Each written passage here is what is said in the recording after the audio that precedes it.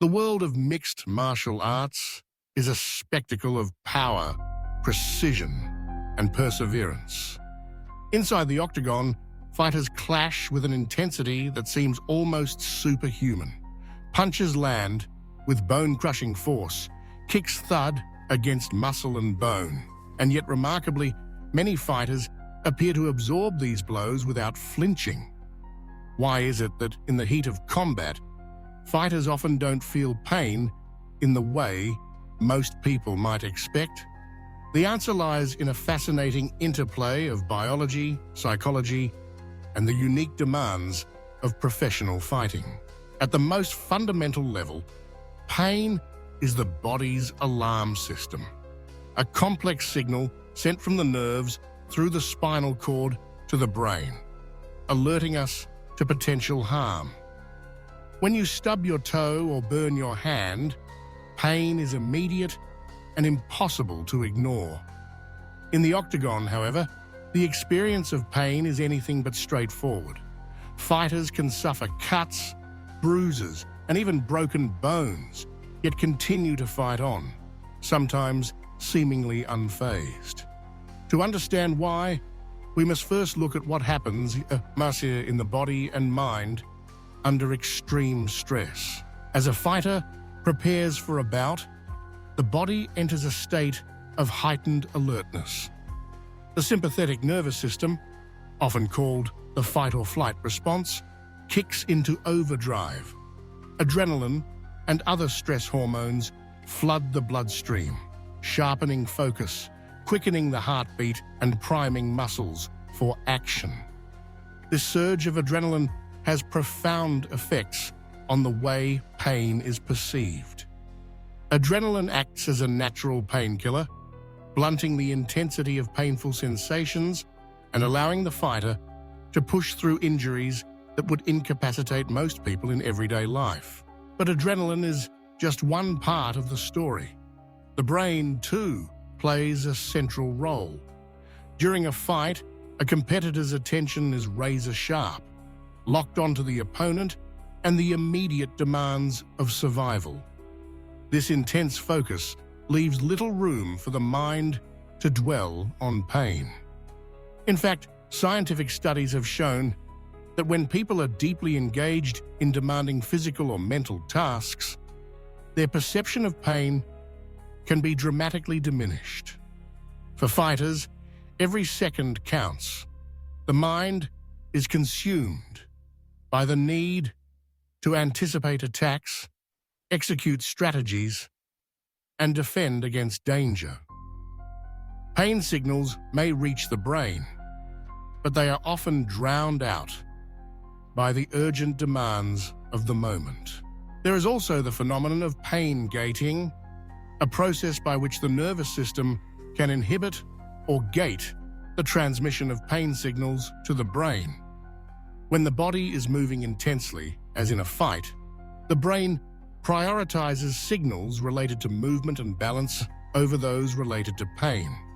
This means that even when a fighter's body is taking damage, the signals may not fully register until after the action has slowed or stopped. Experience and conditioning further shape a fighter's relationship with pain. Through years of rigorous training, fighters become accustomed to discomfort. Sparring, conditioning drills, and tough workouts build not just physical durability, but also mental resilience.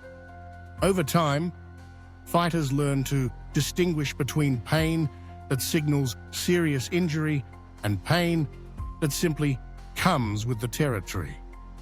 This ability to tune out non-threatening pain is honed over countless hours in the gym, preparing the body and mind to withstand the rigors of combat. Psychological factors are equally important. The mindset of a fighter is forged through discipline, repetition, and exposure to adversity. Fear and anxiety can amplify pain, while confidence and determination can diminish it. The mental toughness required to step into the octagon is extraordinary. Fighters often describe entering a flow state during competition, where time seems to slow down and their actions feel effortless and automatic. In this state, the mind is so fully engaged with the task at hand that pain becomes secondary, if it is noticed at all. There is also the powerful influence of motivation. The stakes in a professional fight are immense. Pride, reputation, career advancement, and financial reward are all on the line. The desire to win, to prove oneself, and to not let down coaches, teammates, or fans can override the body's natural inclination to avoid pain.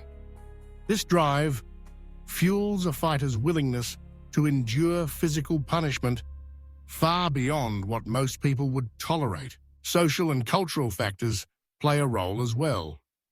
In combat sports, toughness is celebrated. Fighters are conditioned, both by their own expectations and by the culture of the sport, to push through pain and show resilience. There is an unspoken code that valorizes those who refuse to quit, who keep fighting despite injury or exhaustion. This cultural ethos can powerfully influence how pain is experienced and expressed. Of course, the diminished perception of pain during a fight does not mean that injuries are any less real. In many cases, the true extent of damage only becomes apparent after the adrenaline fades and the fight is over. Fighters often recount stories of finishing a bout only to discover broken bones, torn ligaments, or deep lacerations they hadn't even noticed during the action. This delayed pain is a testament to the body's remarkable ability to protect itself during moments of crisis. But it also underscores the risks inherent in combat sports. There are, however, limits to what even the toughest fighter can endure. Certain types of pain, such as those caused by joint locks or chokeholds, are specifically designed to force a submission by creating excruciating, inescapable discomfort. In these cases, the pain is immediate, sharp, and impossible to ignore, serving as a clear signal that continuing to resist could result in permanent injury. The ability to tolerate pain has its boundaries, and fighters must learn to recognize when to fight through discomfort and when to protect themselves from harm. The science behind pain perception in fighters is an area of ongoing research. Some studies suggest that elite athletes have a higher pain threshold than non-athletes, possibly due to genetic factors, training adaptations, or both. There is also evidence that repeated exposure to pain can alter the way the brain processes pain signals, effectively rewiring the nervous system to be less sensitive over time.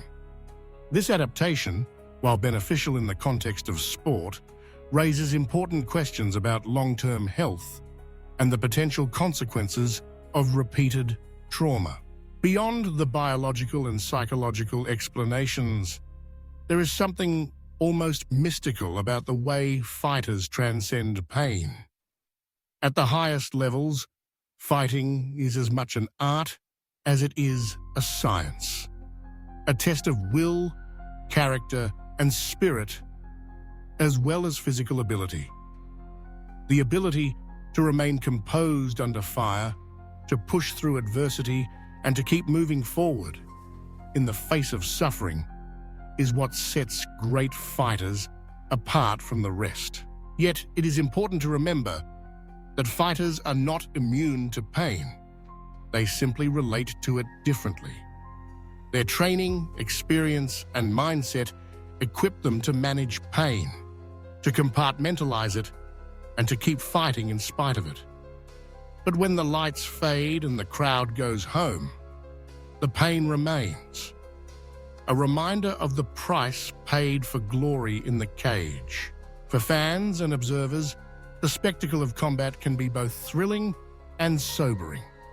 It is easy to be swept up in the excitement of a knockout or a hard-fought victory. But behind every triumph are hours of sacrifice, moments of doubt, and the ever-present reality of pain. The courage of fighters lies not in their ability to avoid pain, but in their willingness to endure it, in pursuit of something greater. In the end, the question of why fighters don't feel pain in the octagon is a window into the extraordinary capabilities of the human body and mind. It is a testament to the power of adrenaline, the adaptability of the nervous system, and the indomitable force of will. It reminds us that pain, while universal, is not absolute, that in moments of great challenge, we are capable of rising above it, if only for a time. So the next time you watch a fight and marvel at the toughness on display, remember, what you are witnessing is not the absence of pain, but the triumph of the human spirit over it. It is a dance between vulnerability and strength, between fear and courage. And it is this dance, more than any punch or kick, that makes the sport of mixed martial arts so compelling, so inspiring, and so deeply human.